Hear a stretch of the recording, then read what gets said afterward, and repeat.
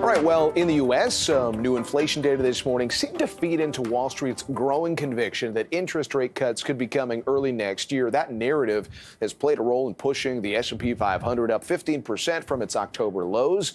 Can that rally continue? Let's ask Victoria Fernandez, Chief Market Strategist at Crossmark Global Investments. Victoria, great to see you and happy holidays. And I'm curious, this, whatever you want to call it, Santa Claus rally, do you think it has legs?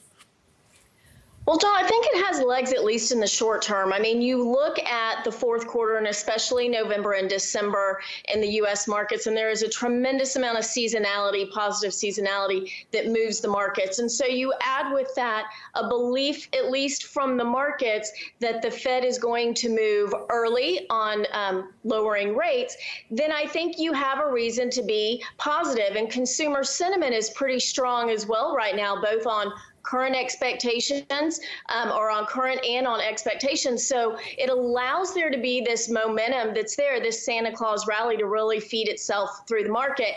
What I'm not sure of is how long that lasts going into the new year. There's a lot of elements out there that I think could bring some risk to the market. And so I think we'll have to see some volatility and a little bit of shaking out in the first half of next year. Okay, so how are you positioning against that belief?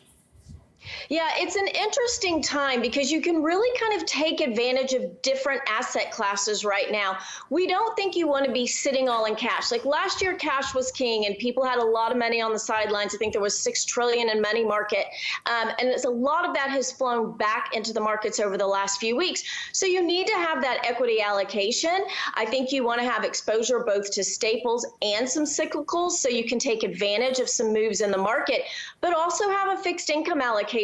Short-term fixed income is still giving you around a 5% yield. You can go a little bit longer out the curve and still lock in some good rates there. And I think for people that need that income component in their portfolio, look at using some alternatives, something like options.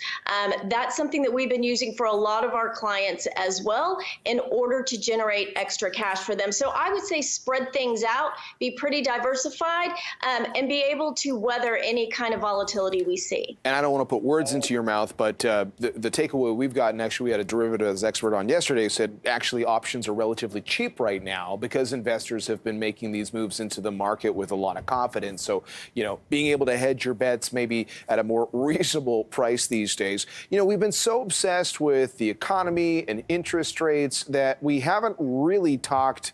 Well, we're in Canada, so we talk even less about it, I guess, at this stage. But we've got this U.S. election coming next year, and I wonder what that becomes as a consideration for the stock market performance in 2024.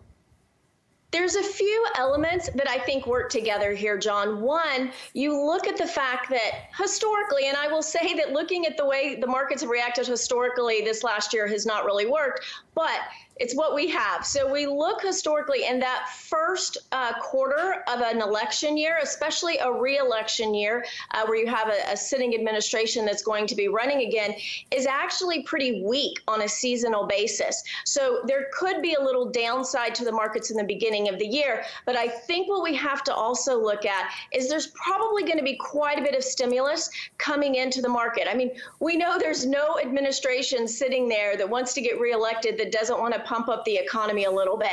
So I think we'll see more stimulus coming in from the government, and how that counteracts what the Fed is trying to do on the inflation front, I think is going to be a very interesting story, and one of the reasons that we're not so sure the Fed is going to cut rates as soon as the market has priced in.